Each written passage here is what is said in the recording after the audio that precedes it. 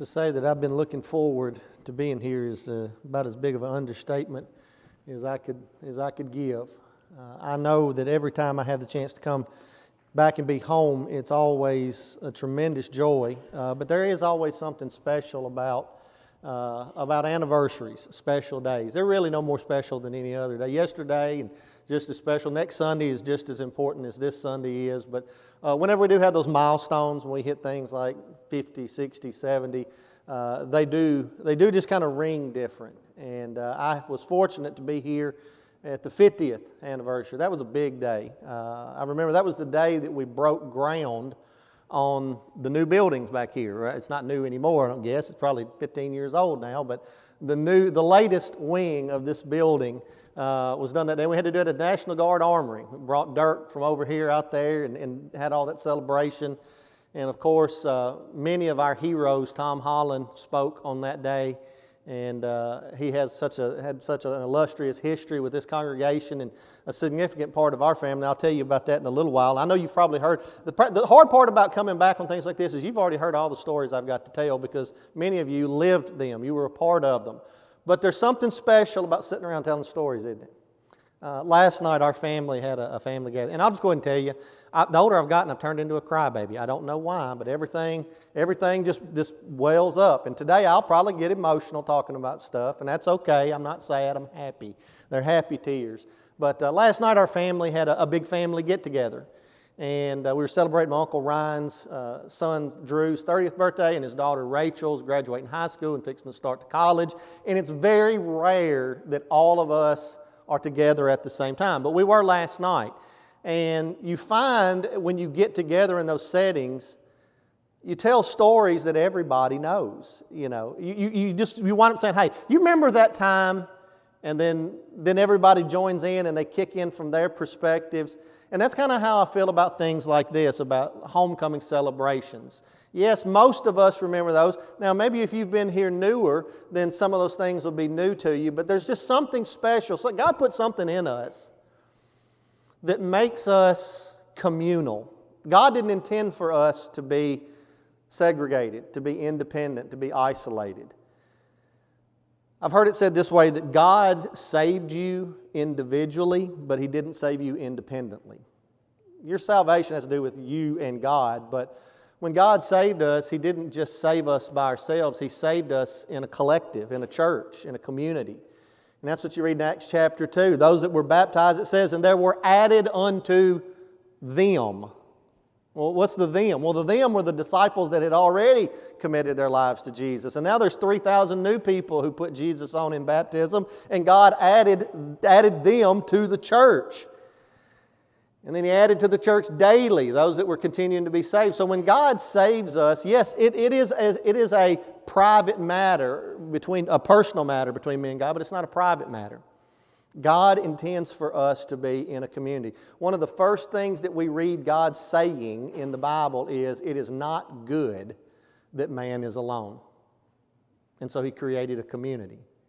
And that community involved Eve and then their children that are born into that. And for the rest of the Bible, you see that God continually seeks to bring people back. Look at the parables of Jesus.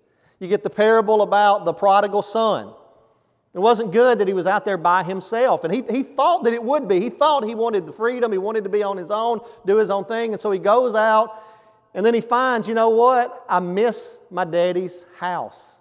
I miss my family. I miss being with them. And he comes back, and what's the first thing that they do? Same thing we did last night. They throw a party. They grill out.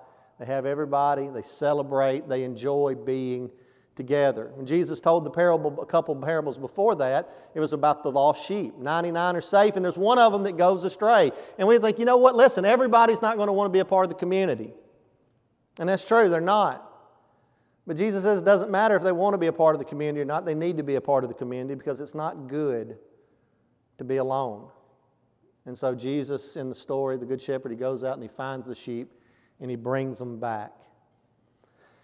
God intends for us to be a community. That's one of the things that's made the last year and a half so difficult, is it has forced us in many ways to stop being communal people. I know that there are several folks in here that can relate to this. There were times when you had family members that you could not go to see them. You couldn't be with them. Why? For their safety. Not that you didn't want to be with them, not that you didn't love them, but you didn't want to harm them. Your heart is just wanting to be there, but you're afraid, I don't want to hurt these folks. And I can tell you, even though like back at Killen, and yes, technically I live in Killen. That is my zip code. When I send me mail, it says Killen, Alabama. But that's just for city folks. We actually live in Frog Pond. That's where the church is. Where my house sits used to be known as Frog Pond. We're in kind of Center Star, Elgin area, which is out in the middle of nowhere. It's out in the country, just how we like it. But one of the things, even though we're back together there at Pleasant Valley, it's still not the same because we realize we lost a lot. And we've been back together for a long time now. We've been meeting together in Bible classes for some time. But we realize that there's something about being together that we lost when we weren't together. And now we're trying to kind of re-find our footing again. And so it's important to have these milestones. This day is no more important than any other day, but it is important to stop, and we're going to talk about that in the Bible class this morning, about how God has instilled some of these kind of rituals and milestones and memorials in His people going back as far as He's had people, because God knows that it's important for us to be able to mark those things. There's something to be said about we have survived to this point. That's why we celebrate birthdays. That's why we celebrate anniversaries. That's why we celebrate homecomings for churches. Because there's something to be said for being able to say, we're still here. We've taken our licks. We've fought some battles. We've suffered some losses. But we're still here.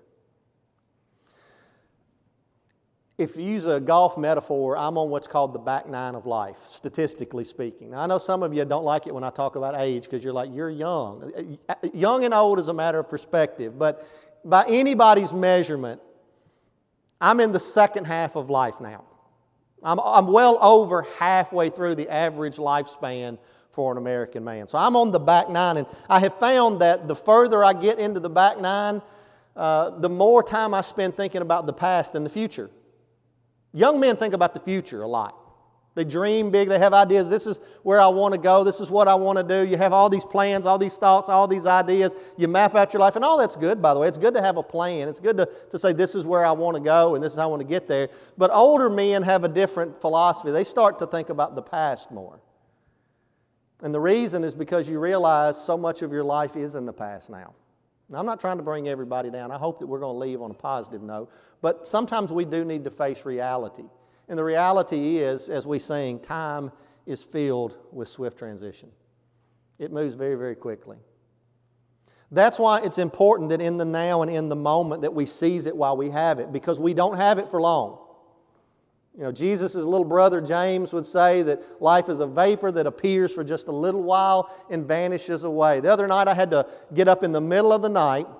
This is part of getting older too, and I'd probably get an amen for this. I had to get up in the middle of the night. And since I was walking me, I figured I'd walk the dog as well. So I took him outside so he could use the bathroom. And it was about 3:30 or 4 o'clock in the morning, and there was a fog that had settled over the farm. And I woke up about 2 hours later when the sun came up and it was gone.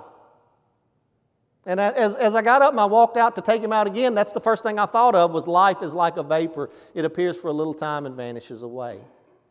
And so we have to seize what we have while we have it. I love, Jonathan, that you prayed, pray if the world stands, we have 70 more years. We're celebrating 70 today. Pray that one day we celebrate 70 more.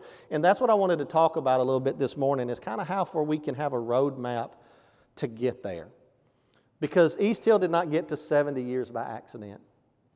Many of you have been Christians far, far longer than that even. You didn't get to be where you are in your faith by accident. What happens naturally is atrophy. Things do not get better when they're left unto themselves over time. Don't cut your grass for a few weeks, see what happens. It doesn't look better. Don't tend to your flower bed or your garden.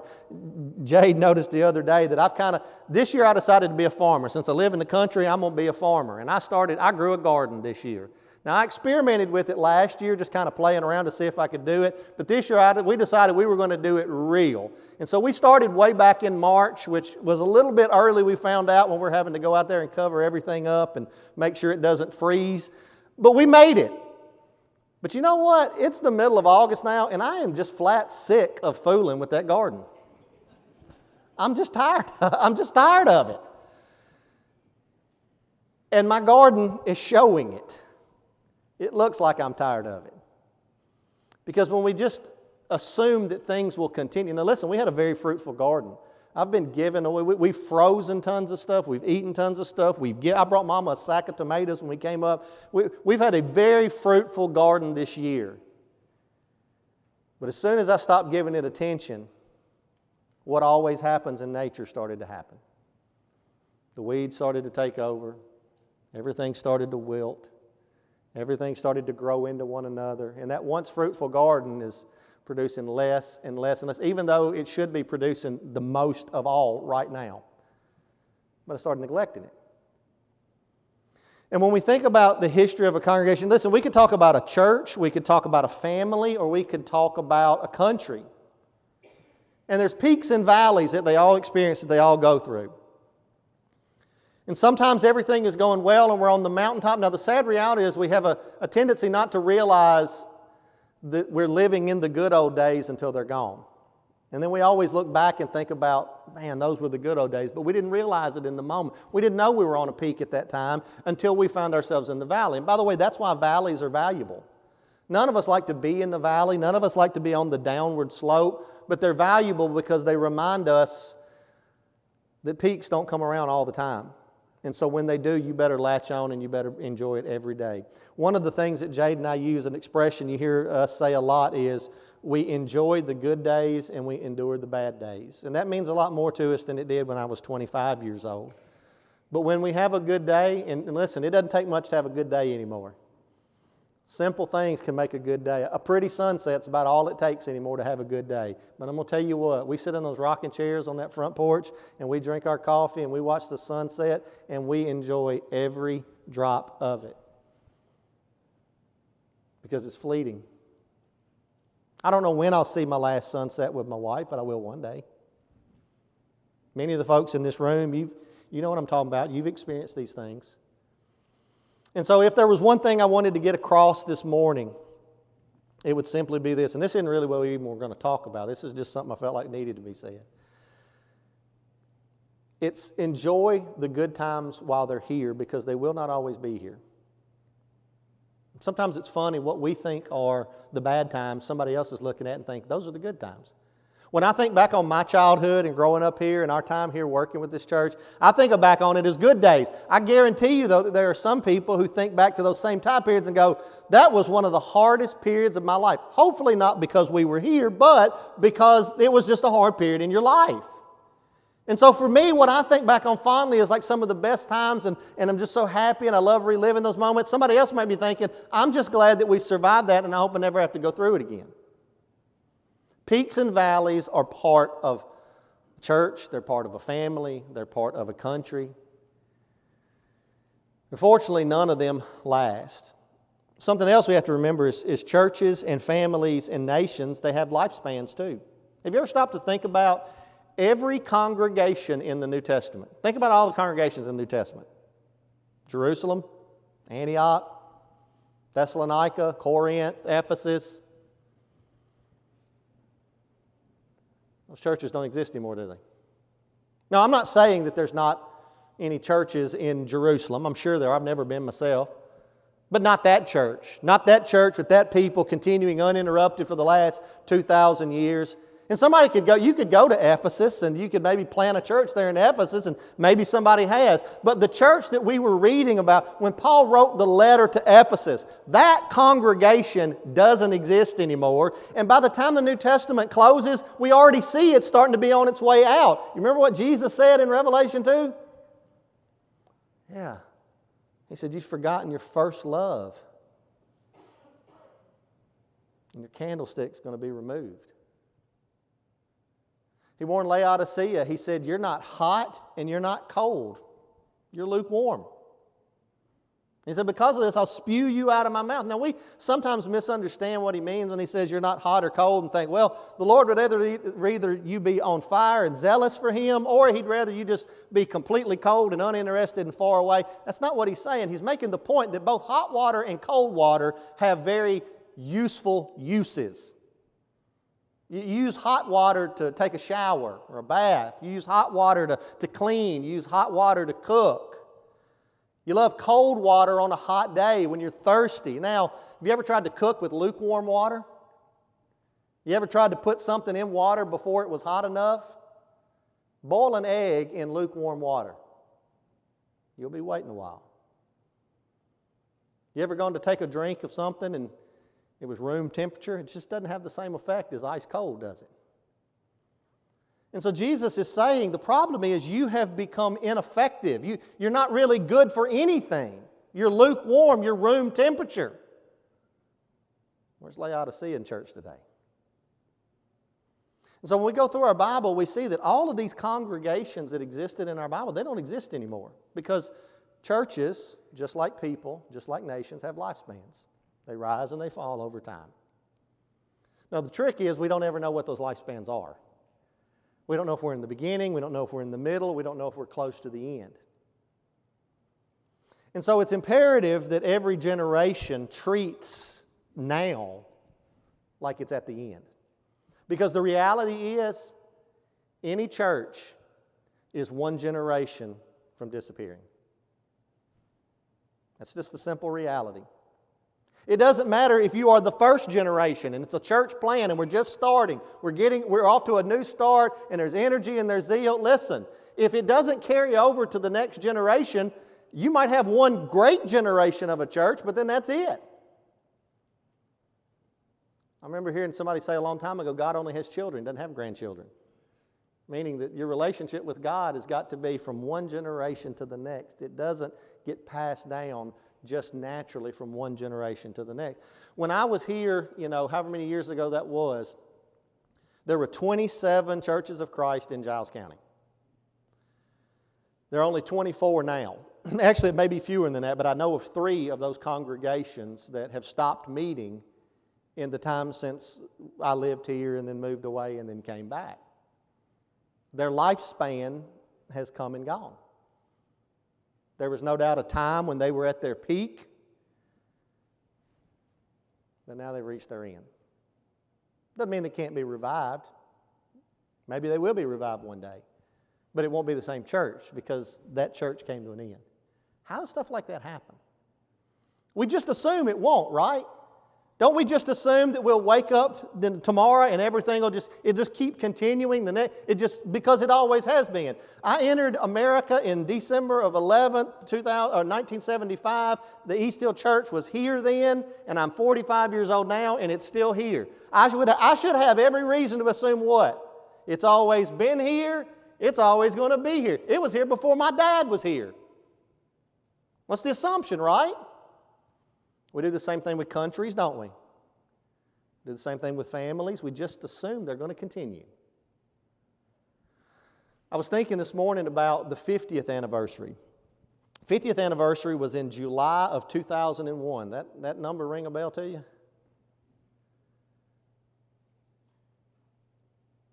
If somebody had got up at that 50th anniversary homecoming and said, hey, Thanksgiving, you ever seen the World Trade Center? Thanksgiving, those buildings won't be here anymore. What would have been your assumption? Well, were they going to close them and then they're going to demolish them or something like that? Or are they going to build, we would have never dreamed that it would disappear in a day. I don't know if that office is still back there because of the new construction, but I remember me and Chris and Paul standing in the office around the television watching it that morning, just not even knowing what to say. We got up that morning, those big, tall buildings that had been there, I think, just about my whole life, and in one day, they weren't there anymore. And so I don't know why we always assume that everything will just continue as it always has, because the world tells us all the time, no, it doesn't. We make that mistake in our marriages a lot of time. Do you know when the number one time of divorce is? First 7 years of marriage, right? Everybody knows that. You know when the number 2 time of divorce is? It's when the children leave the home. Second most likely time for a divorce to happen in a marriage comes when the children leave the home. You would think, no, wait a minute. By that point, you've been married 20 years. You've been married 30 years. You've been married 40 years. Why? You see, we make assumptions that just because things have continued the way that they have one day after the next, over and over and over, then they'll just always be that way. Marriages fall apart for the same reason anything else falls apart. We stop doing what we did that made it to begin with. And anytime we stop doing what we did, whether you're talking about my silly little garden out behind my house, or we're talking about something as serious as marriage, we're talking about something as important as a nation, or we're talking about the most important thing, the church of Jesus Christ. If we stop doing what we did, we will not have what we had. That's something that every generation has to take seriously. Now, we talk about peaks and valleys. If you want to see a peak for the nation of Israel, I would say that one of their peaks comes in Joshua chapter 24, Judges chapter 1. That's probably when they are at their absolute best. When you get to Joshua chapter 24, Joshua's the new leader. Moses has died. Joshua has taken his place. And listen, Joshua has a great history. Joshua has been a guy that's been on the rise for over 40 years now, because a generation before, they had come from Mount Sinai, they had made it to the Promised Land, and they send in 12 spies to go see, is this land everything God promised that it would be? He had said it was a land that flows with milk and honey. And I know that's the slogan for Giles County, but what he's saying is it's a land of stability. It's a place where you can put down roots, you can raise a family, you can live a happy, healthy, long, and prosperous life. You'll have everything you need. The spies come back and they say, it's everything God said it was. But it also has giants in the land. It also has walled, fortified cities with standing armies that have superior technology to us. And there's no way we can take this land from them. Everybody except for 2 spies said that. The 2 spies who did were Caleb and Joshua.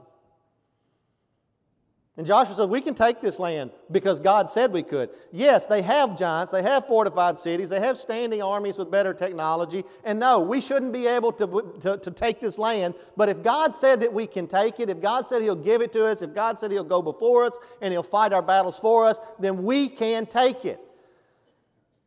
But that generation listened to the voice of the critics more than they listened to the voice of faith. And fear spread throughout the nation. And the people said, we will not go in. And God said, you're right, you won't.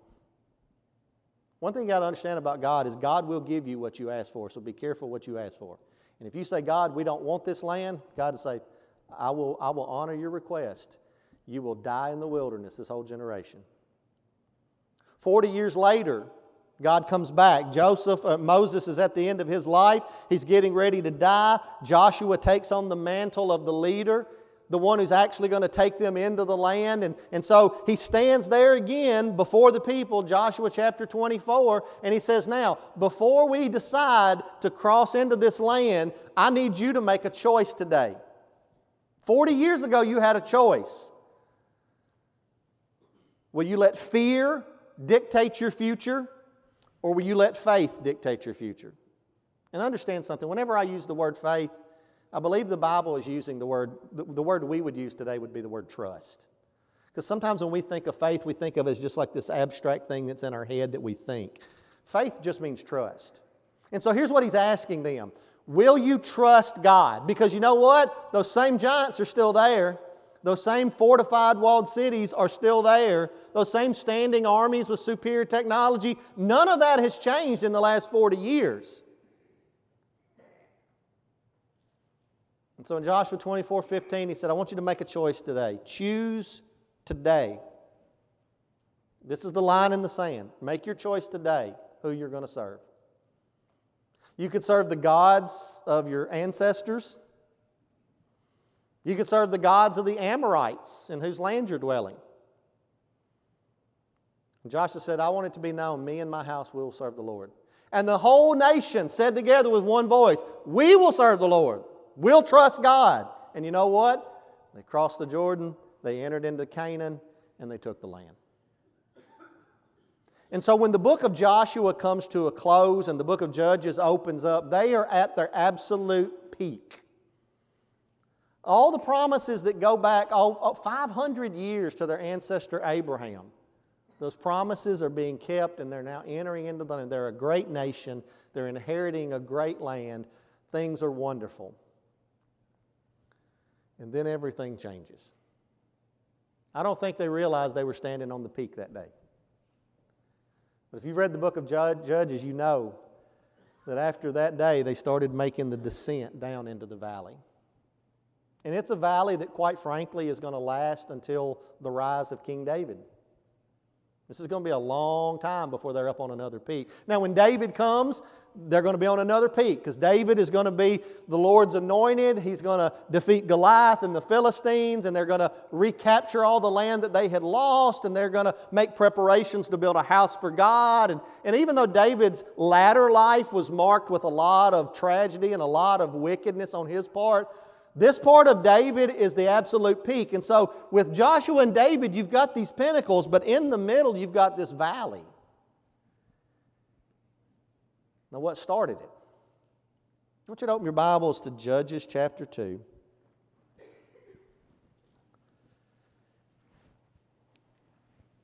And listen how simply and how quickly God describes when they made the turn. Joshua chapter 2, pick up in verse number 6. When Joshua had let the people go, the children of Israel went every man unto his inheritance to possess the land. Okay, this is the peak right here. Verse 7, the people served the Lord all the days of Joshua, and all the days of the elders that outlived Joshua, who had seen all the great works of the Lord that He did for Israel. This is the mountaintop. And this is the first step down. Joshua the son of Nun, the servant of the Lord, died, being 110 years old. And they buried him in the border of his inheritance, in Timnath-Heres, on the mount of Ephraim, on the north side of the hill of Gaash. And also all that generation were gathered unto their fathers. This next part is such a simple statement, but there's so much in it. Just one little sentence. And there arose another generation after them, which knew not the Lord, nor the works which He had done for Israel.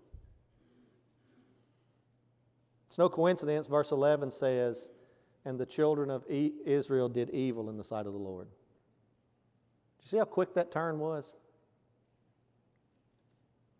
Everything that the history of the Bible, I'm talking from Genesis 12 up to Judges chapter 2, they're on this upward trend. Everything is moving toward this moment where Abraham's descendants are going to become a nation and they're going to inherit this land. All of that has come to pass, and then in one generation, 500 years is undone in one generation.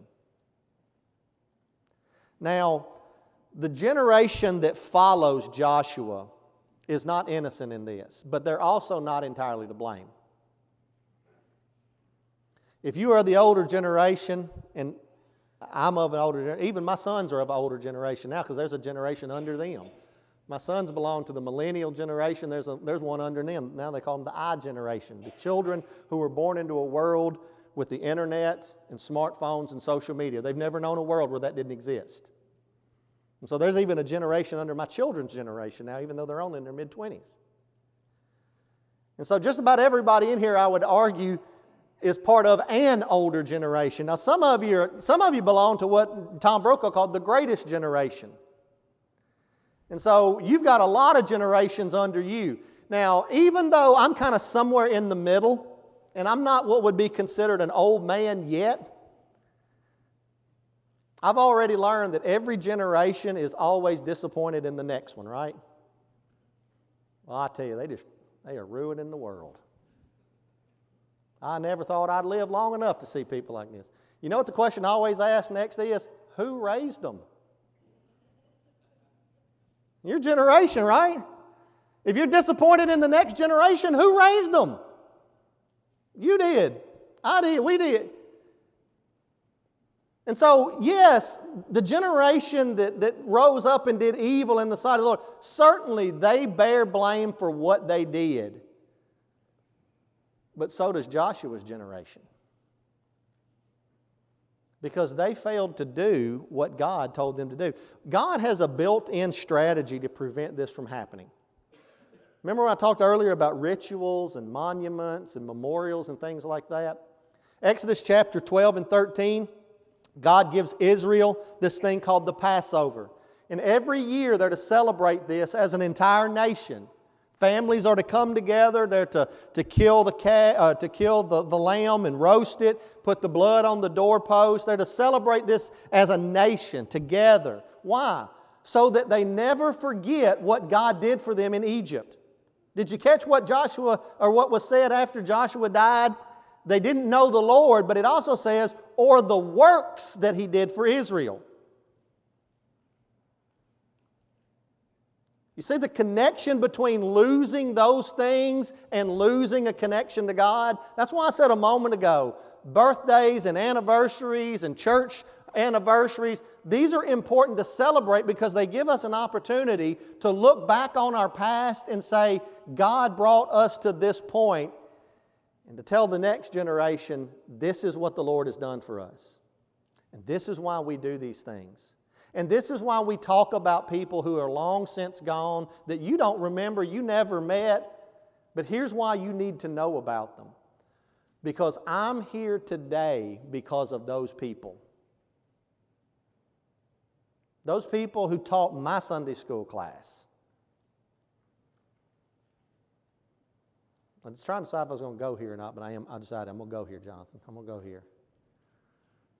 People like Louis Fuqua who would show up on my daddy's front door when Daddy wasn't coming to church like he should. He said, you know what, you're part of a community. It's not good to be alone. And you're separated from your community. You need to be back. Your son needs to be back. And yeah, there was a span for a number of years where we were kind of ping-pongy. We were back a little, gone a little, back a little, gone a little.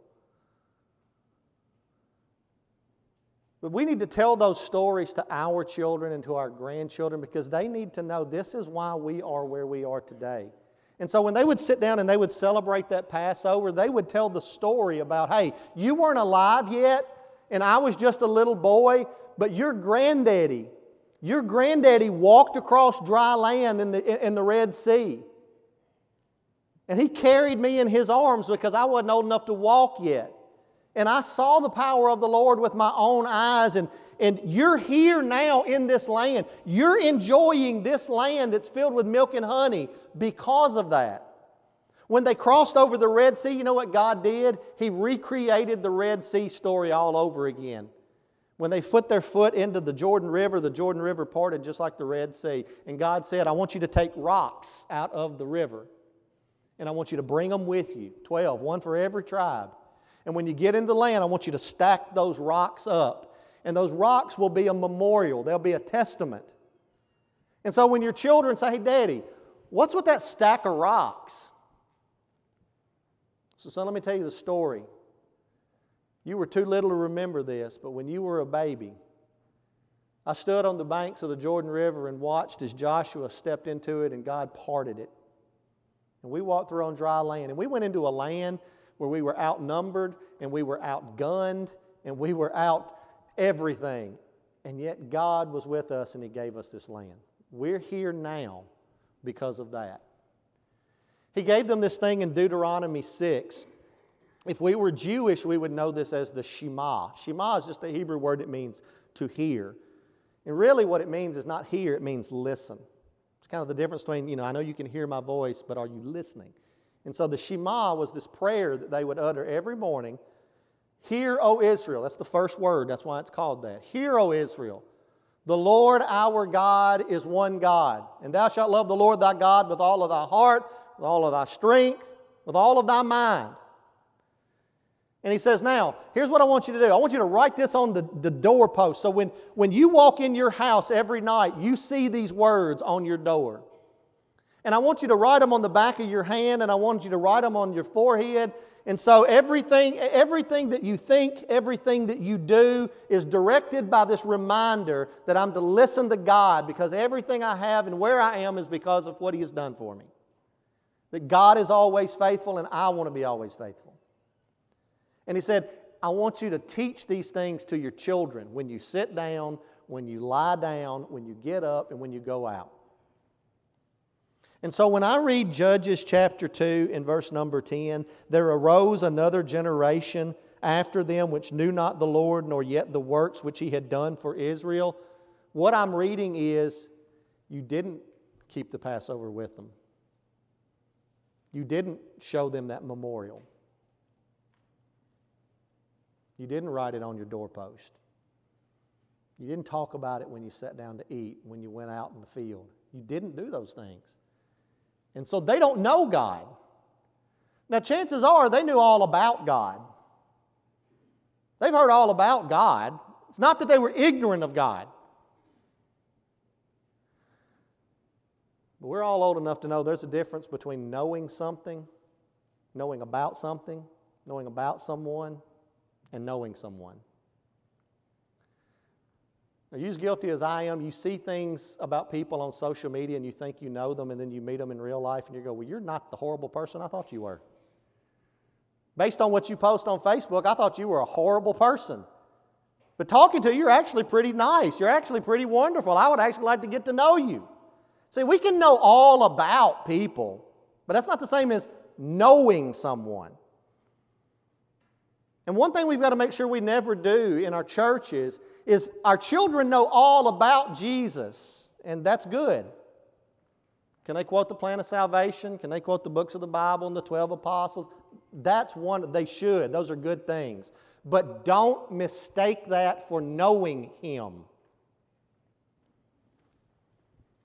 Oftentimes our children know all about the Lord, but they don't know Him. So how do they know Him? I wrote these down because I want to make sure I got it just right. They absorb information.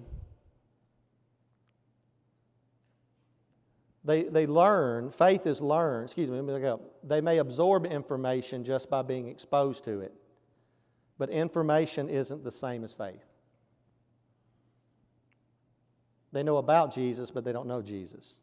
So how do you do that? Faith is learned by observing others living it, by being invited by others to practice it, to participate in it, and by being provided with the opportunity to demonstrate it. For example, if you want your children to be givers, don't preach to them 1 Corinthians 16:1. Give them opportunities to give. Put them in position where they have an opportunity to give. Let them witness you giving. And I'm not talking about a collection plate. I'm talking about seeing that you are a giver of your money, a giver of your time, a giver of your attention, a giver of your forgiveness. Have your children seen you give forgiveness to people who have wronged you? Do you want your children to be forgiving? Show them how to forgive. Do you want your children to give? Give them opportunities to give. If you want them to be students of the Bible, join them in studying the Bible. Don't just take them to Bible class. If we want them to be people of prayer, pray with them. I know you pray for your children. Pray with them. If you want them to be people of prayer, pray with them. You remember what Jesus prayed? Jesus' disciples prayed. But you remember what they said to Him? Lord, would you teach us to pray? We want to sit and pray with you. We want to hear you pray. Here's my question. They've heard stories of what God has done for His people in the Bible, but they also need to hear what He has done for you.